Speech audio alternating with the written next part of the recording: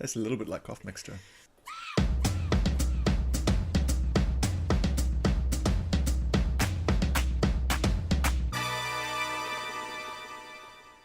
I don't think we would give up. I thought other stuff might get in the way. Okay. And some stuff did get in the way. But episode 2. Yeah. I mean, this is exciting. No one can argue with episode 2. No. Episode 2 is intention to continue. Shall we just stop and go home like we've done now? What, this is it? And then just from now on, like, nobody's listening anyway, so we'll just have loads of episodes. They're all 30 seconds long, and the beginning of each one we're like, woo, episode 45, guys! We could even do that now. We could just, like, record 45 intros. Yeah, just no content. Yeah.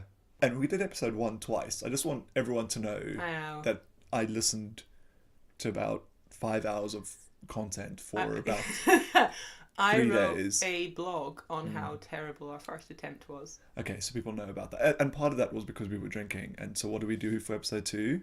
We start with a Negroni. Yeah, but it's one drink. It's not a bottle. True.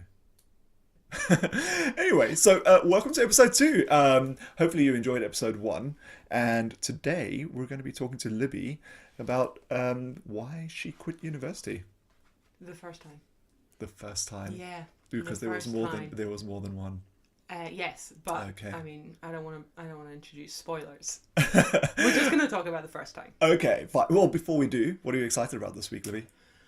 So this week I have been looking for a new job, which is weird because I wrote a blog about how to write a CV if you are not consistently moving in the same direction with your career. Yeah, how to reframe things. That's good. Yeah, which was cool because a guy asked me a question at interview. He's like, "Hey, your CV looks like a shit show. How did this happen?" He didn't like he didn't use those words, but he meant that. He implied them. And I was like, "Oh, I've got a good answer." So that was good. What are you into this week? I'm into KoC this week. KoC? Yep. So so earlier this week, I went to a thing called the KoC Initiative, which stands for Kings of Colour. That you sent me like a 30-second video. I did. Yeah, it's Drag Kings of Colour, and it was started by Zayn Fallick. See what his name is there. Yeah, good name. Yeah, I loved the Drag Kings. It's my first drag. Well, I saw Drag King in Vancouver a few years ago, but this was the first actual Drag King show I've been to. It's interesting because I was then thinking about that Madonna song of it's okay for girls to cut their hair short and to wear trousers because it's okay to be a man, but if boys do the same thing, it's not, whatever those lyrics are. And so I said that to Tom, and Tom's like, well, that's very different because drag is about, well, it's not about trying to be a particular gender. It's about impersonation, and it's about commentary, and it's about cabaret. And I thought that was quite interesting. It's not men trying to be women or drag queens. And RuPaul says that. He's like, have you ever seen a woman that's 7 feet tall with 4 foot hair and 3 feet heels, whatever the quote is? But you can't put that out of your mind. And so this one where he was actively mocking men and mocking society was really, really good. I took a clip, so maybe we can put that on the website. But I just thought it's not just about the look, it's about what you do in that persona and the commentary you make. It was good. Yeah. When I watched it, I came away, the whole of my commute the next day, I was like, I've got a persona, I've got a character, I knew who it was that I would be, what he would say. Loved it. Do you want to tell me more about that? It was going to be, his name's Craigie, and Craigie from Craigton. And he's alright with feminism and that, but then he dragged the reins into it. See, if you want to make a taxi driver feel like a prick just for saying you have a nice arse, that's fine. Make that guy feel like a prick. He maybe is. But see, if you're going to stop a wee lassie wearing a princess dress, that's too much. Love it. Oh my god, I can't wait for the summer party. I've been promised that you're going to be doing an act at this year's summer party, and I can't wait. That is such an exact... Well, I mean, I might do it. You alluded to maybe... Perhaps possibly. Sometimes when I've been to the pub on my way home, I lip sync and strut down the sidewalk thinking I should have a house party where I can be a drag queen, and then I realise our ceilings are too low and we don't have much space. But it's a nice dream. Imagine that. Going to the real estate agent. What do you need? High ceilings. Why? Because I love wigs. I love big wigs. that last Halloween where I dressed up as Grisabella Tremaine, Cinderella's ugly stepsister. I styled this wig so high that I had to bend down every time I went through a doorway. I blame the wig. It could be the heels. It could have been either. It could have been you were big. Yeah. You were big that day. So we started off being a little bit excited about this being episode 2. Yeah. And you made you were saying that almost a surprise, like we're twice as far as you thought we might get. I'm surprised at you. So, this week, and I know we were going to talk about how we feel about keeping going with something. Yeah. This week, the theme has been doubt. Oh, really? So... Where do you think that came from? Competence, fear. The first couple of blogs I wrote, smashed them out. Like 3-minute things, done. And then I had an idea about writing the CV thing, and then the editing just took over. And for the first time, I wasn't thinking about just what I was writing. I was thinking about the interpretation, and then if somebody read it, what would they think? And like just that doubt of competence. I know that you have had it in the neck, because for all of the edits, I'm like, is that too long? Do we sound staged? Is that okay? Like this just creeping doubt. Whereas when we first started, it was just getting involved, reading loads of stuff, being really exciting. Now I'm getting to the point where I'm like, are we any good? Yeah. It's interesting. I think I sent you that article that you said I should write a blog post on that I haven't written. But it's about that kind of, you start and you're a bit nervous, and then and there's an academic principle about it, but then you start and then you get a bit of skill. You're like, I'm amazing. I'm totally awesome at this. I rock at this. And then you get to there's so much I don't know. And so it goes from being like the arrogance of being a beginner to imposter syndrome. And I think we did that pretty quickly, possibly. But yeah, so much is in my head. And last week I was talking about reading all these things about podcasts, and so many of them said, just do it, just start, don't get in your head, figure out when's good enough. But then the same blogs or the same podcasts will also say, be clear on who your audience is, make sure you got a theme. And you're like, oh, how do I make sure that it's right, but also that I just do it? Yeah, I started talking to people more about what we were doing. I was getting some immediate feedback on kind of, that doesn't even make any sense. What do you mean you give up on stuff? How is that even, like, giving up on stuff is not a thing. That's the opposite of a thing. Yeah. But then there were some people that immediately were just like, that's interesting, isn't it? Yeah. That's like my board game. Yeah. Just this little confessional moment of, I was going to start a glamping company. Do you want to know what the most cost-effective kind of tent is? And I'm like, yeah. I mean, yeah, I do. Yeah. I've been in an office this week for 5 days in a row. And I know I shouldn't complain about that because that's what most people do. But it was hard, okay? The struggle is real.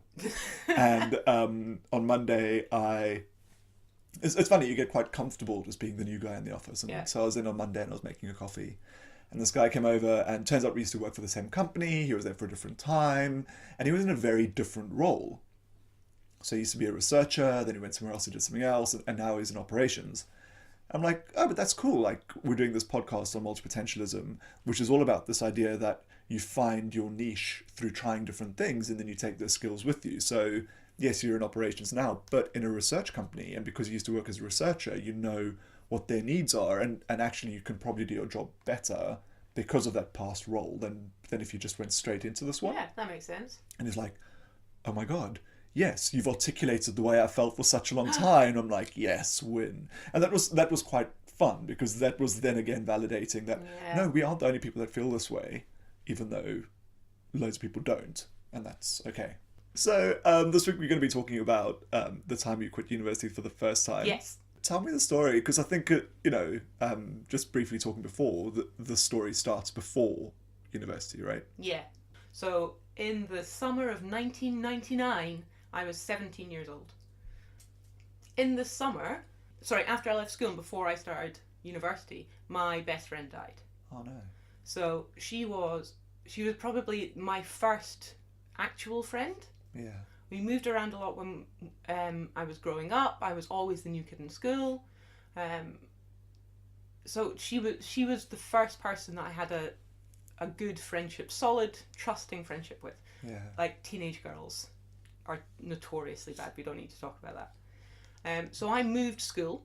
In the new school that I was in, there was homophobic bullying. There was being the new kid at 16 anyway was difficult. Yeah. It was a small Highland community, so people who are outspoken, immediate red flags. Yeah. But she was my friend from the old school, so she was super important to me. She died in a car accident.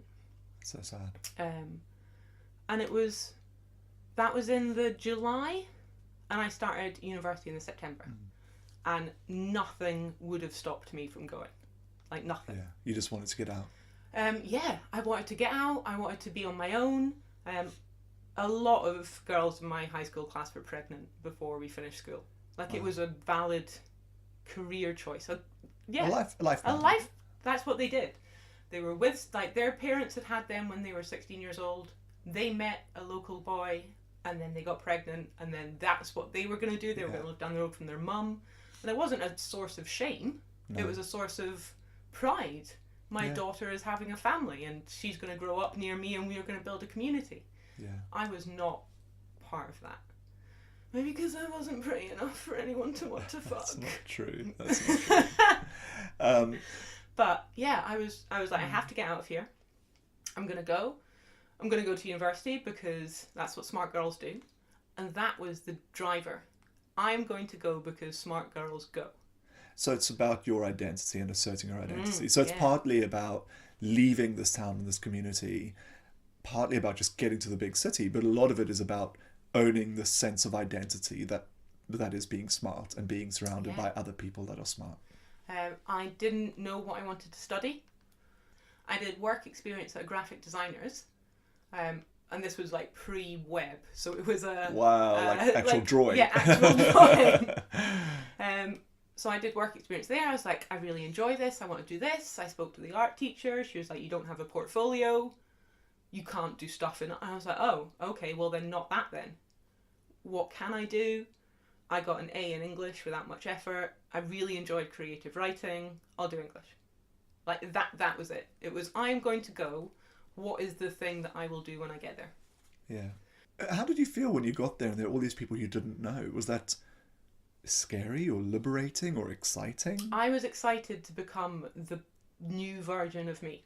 Because I was either... So you could reinvent yourself however you wanted. I was either the weird lesbian who would pull up the captain of the rugby team for homophobic remarks. I mean, that's a Freudian slip, but you can read it either way.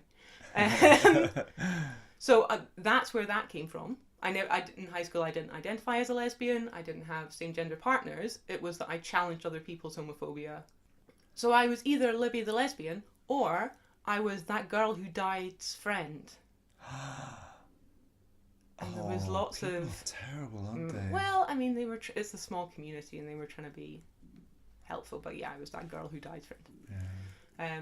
So I wanted to go away and do all kinds of new stuff and meet new people and see who I was but I was a child. I mean, I was 17, which is a child anyway. But the environment in which I grew up in, my experience of the world, my understanding of who I was as a person, and what was overwhelming grief that wasn't addressed before I left home and attempted to live independently, just boiled up. I mean, my primary focus when I got to university was a social network that would support me. Yeah. And I put all of my effort into that. Yeah. While I was there for my first year, my parents divorced, and so I didn't go home because I didn't want to be anywhere near the family home. Yeah. And that was part of what that tension was building before I left as well. So it was just really about being out on my own. But I left Glasgow 5 years ago, and I left because I quit my job, dumped my boyfriend, and moved 400 miles south in a kind of a big table flipping exercise. So I think maybe this was the first one of those. This was the first time that I thought, I'm not comfortable. Everything needs to change. Absolutely everything needs to change. Yeah.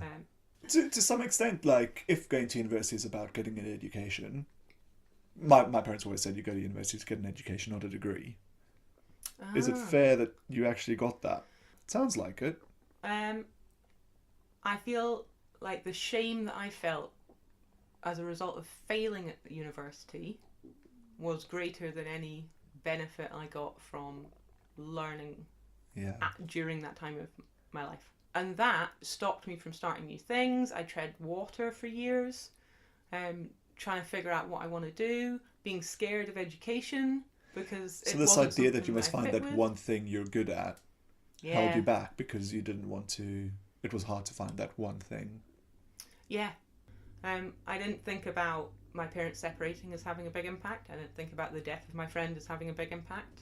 I didn't think about moving away from home at 17 as having a big impact. I thought, I have failed because I'm not as smart as I think I am. Yeah, which is really unfair because each one of those three things is a massive thing to have to go through. Huge. And to go through them at the same time. And actually there's a fourth thing. Going to university is a big thing. Yeah. The workload is more intense. You're doing a lot more independent work.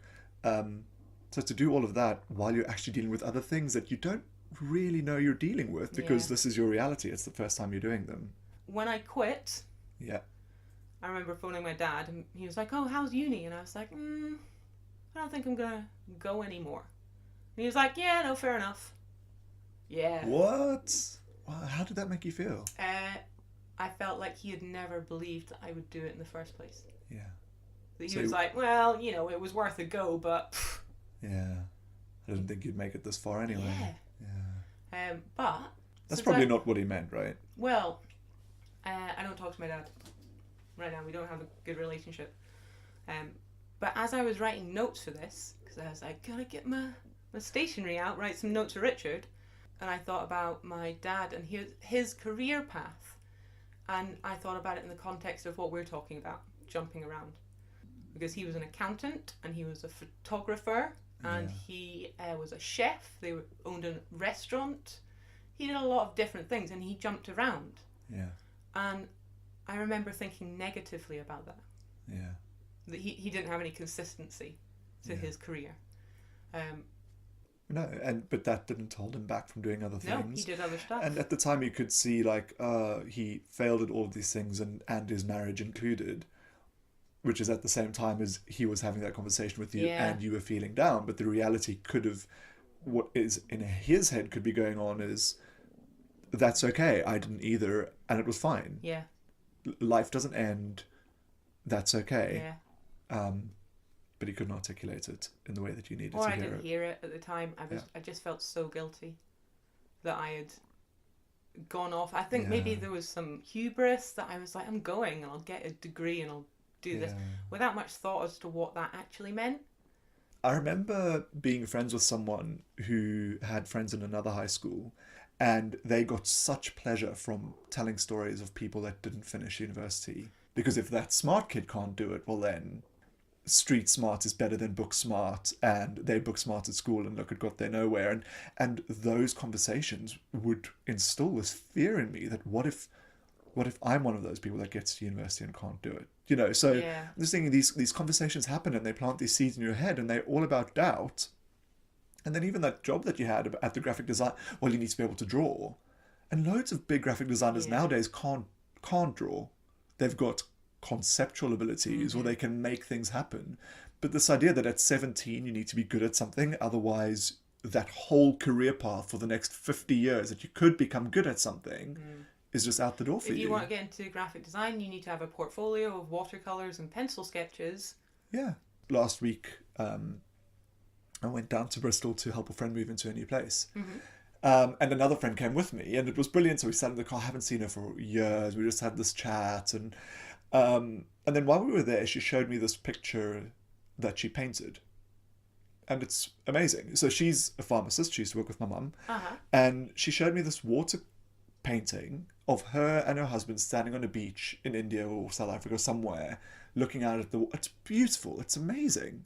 And I'm like, I didn't know you could paint. It's just like, well, neither could I. So what happened was, there's someone in her community, at her church, that developed dementia.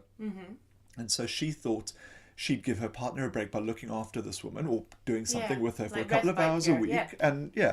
And so what she did is she went to this group at church where they paint for a couple of hours every week.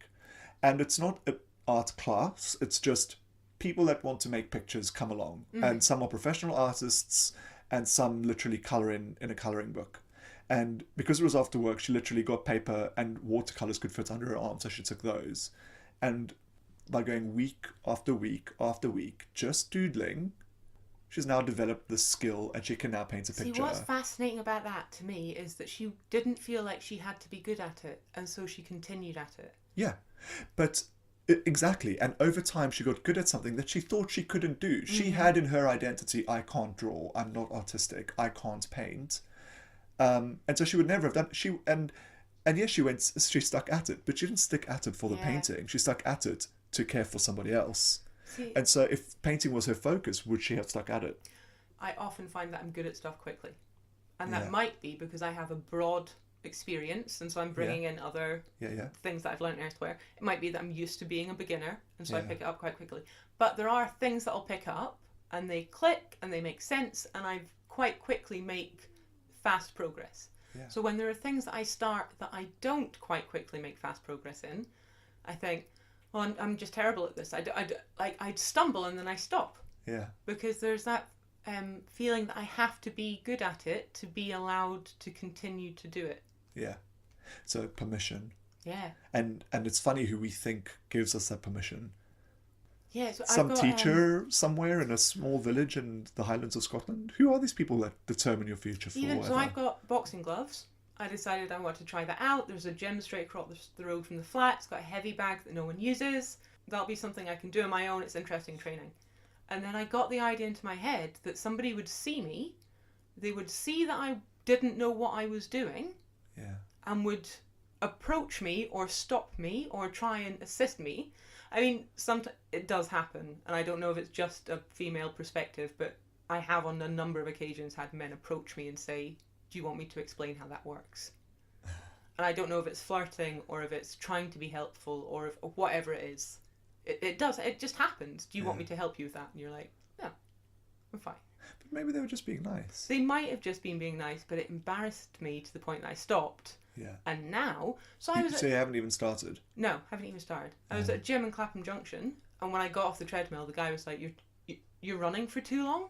Oh my god! And I was like, "What are you? I'm sorry. Who what?" Who is this guy? What like? And he's like, "The most effective training is HIIT, and so if you're running for any longer than like 10-15 minutes, you're not doing it right." I was like, "I'm running so that I can get away from people like you." What? Like I had my headphones on. This is unsolicited advice, and I don't need it, and I don't want it. Yeah. Maybe he was trying to be nice, but I've still carried that. Competence brings permission. Oh, it makes me so angry. Just leave people alone. University, I felt so out of my depth. I had come from a small high school, and I was the smart one. People were yet to discover how funny I am. But I was the smart one.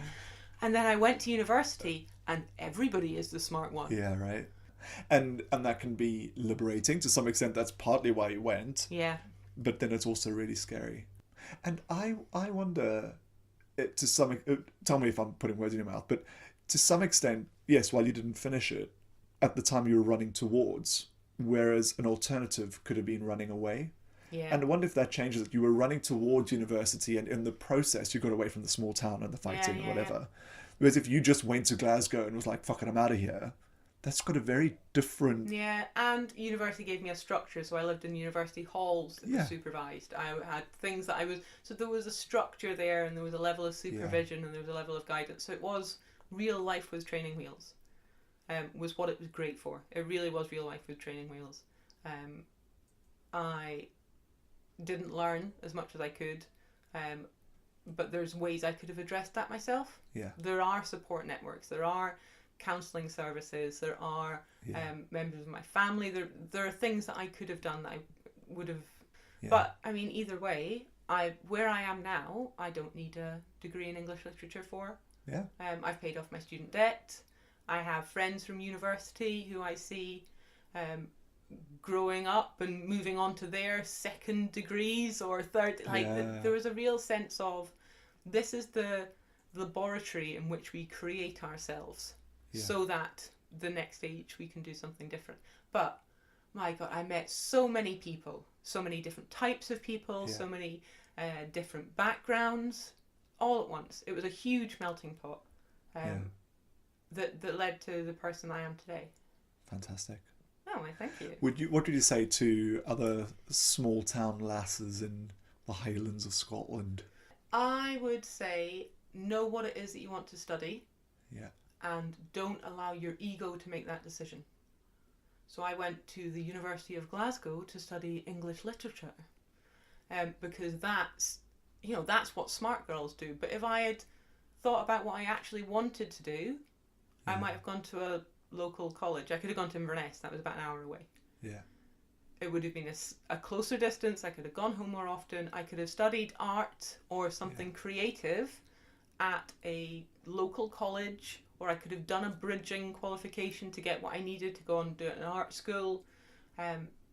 Think about what it is you actually want to study. I am a huge fan of academia, of the environment, of the focus on education and personal betterment. But I think there's a snobbery that's associated with university and those old arts degrees, which aren't as relevant as... I mean, when people got English literature degrees, that was a time when people went to university because their trust fund paid for it. Yeah. Think about what it is you enjoy doing, not what it is you enjoy telling people that you do. Yeah, so in contrast, my little brother went to a technical university, did a degree in computing, graduated with honours, and has been in that field ever since. But yeah, he has been a solid path. And so there was always that touch point of, we have the same background and the same family and the same upbringing, and he has made a success of it, so... Has he, though? No. You live in London. I know. Yeah. My fabulous lifestyle. Yeah, exactly. And you got a podcast. Does he have a podcast? No. Exactly. Libby, thanks for sharing that. It was an interesting story, and I really appreciate the honesty that we have with each other. Yeah. I feel like we're in a little safe space down here. Literally safe. Stuff. We could survive a nuclear war in this bunker if what we want to eat is oil paints and abandoned sports equipment. We'd have water from the dehumidifier to drink. Delicious. Yeah. So if you could go back as 36-year-old Libby and talk to 17-year-old Libby, what would you say to her? Sleep with more people. More? Where would she find the time? Worry less about what people think about you. If you want to have an affair with someone, do that. It doesn't matter what other people think, because the people that are around you when you are at university, much the same as the people that are around you when you were at school, there are maybe one or two that you will keep in touch with for the rest of your life. Yeah. The rest of them just drift off. They just drift away. You're not there together because you're all similar souls. You're there together because you're all getting a degree, not even the same degree. Yeah. So choose the people that are important and do everything you can to maintain those relationships, because they will contribute to your quality of life. Yeah. But the rest of them can fuck off. Just stop wasting energy thinking what they think matters, is what I would say to 17-year-old. Also, start a pension. Quit smoking and put that money in a pension, because 36-year-old Libby does not want to be working into her 80s. Sort that shit out. It's okay, you and I can just jump off one of the bridges. I'm attempting to marry well. What about, how does Jim feel about that? Does that mean the wedding's off? No, he is my marrying well. What do you mean? Oh. Okay. Awkward. I was listening to this show years ago, and she said, it used to be in the past, so good, you could just change jobs, move cities, and get rid of people. But now with Facebook, everyone just fucking clings onto you forever. You just can't get rid of people. You don't have to have Facebook. I don't have Facebook. Yeah, no, neither do I. And it's so liberating. Facebook is not people were saying, oh my god, Facebook sucks up all of my information. We should protest that. It's not a utility. Yeah, just stop using it. Yeah, you don't have to do that. My favourite is people using Facebook to moan about Facebook. Copy and paste the status, and then Facebook won't own all of your content. And yeah, bullshit. That's so not Facebook's doing this thing right now where they ask you to download a VPN for safety. Okay. So a VPN is a network connection. Yeah. People might use it to access their work intranet outside of work. Or download torrents without or stopping your watch internet American connection. Netflix in the UK. Yeah. Not that I do it. Disclaimer. So Facebook's like, hey, do you want to download this VPN for safety? We care about you. Safety. And what it does is it tracks all of your internet traffic from that device through that VPN. So Facebook's no longer just taking all of your likes, all of your friends' likes, all of your content. It's every other website that you hit from that device through their VPN. Wow. To augment their profile of you. Get rid of that. So I think we mentioned in episode 1 how that book, like How to Give Fewer Fucks, whatever it's called. And so basically I got rid of, because I was getting so like angry about people I never spoke to at university that we were friends with on Facebook, because when Facebook came out, they were on and I was on. We were Facebook friends, and it's like we don't know each other other than in this online world where we post only the things about ourselves that we want people to know. Bullshit. Do you know what? Facebook wasn't around when I was at university, and thank God for that. Yeah. Anything you want to add to this episode 2? So I wanted to bring along Perfect Bound magazine, which is just really cool. It's just like, so a friend was sitting around with a bunch of friends one day. I think they were having dinner, like Sunday lunch, and they were like, oh, there's no magazines like Life magazine when we were kids, that you just kind of, everything's online, but what's happened to that Sunday afternoon cozy sitting on the sofa paging through just this beautiful magazine? So they launched their own magazine. In this world of like everything going online, they're actively making it not. I love that. So it's Perfect Bound, that's the name, is beautifully bound. And the way it's printed is just beautiful, thick pages, beautiful photographs. It's just so lovely to handle. Tactile. And there's so many wonderful articles, like there's a travel section, and then there's a story about this photographer friend who used to plan the street party. And it's just, so the theme is wild. And so it's everyone's interpretation of that theme, and it's just amazing. And I just love this idea that they went and made something happen. They sat around and was like, wouldn't that be awesome? Yes, it would be awesome. Let's do it. Fine. Yeah. Awesome. Let's go. But it's basically a hobby, I think. So the first one, it's expensive. It's £10 for a magazine, which is quite pricey, and it's not everywhere. So how do we get in it? How do we get in it? I'm seeing him on Monday. Maybe I'll just... I mean, that's all I want. Hey. I mean, this podcast shit. Put that to let's now just get in magazines. I don't know how many photos they can take down. Well, there's one with the sewing machine and the guitar and the camping equipment. Get them to make the theme for the next one sitting on camping chairs in a basement. Yeah, a magazine about basement hobbies. What do you get up to in your basement? Oh my God, we'd be the least interesting people in that episode. So thanks for listening to episode 2. It's been fun having you. I'm Richard. And I'm Libby. And tune in next week for episode 3, where we'll be talking about why I quit Catholicism. Controversial. It is. Can't wait.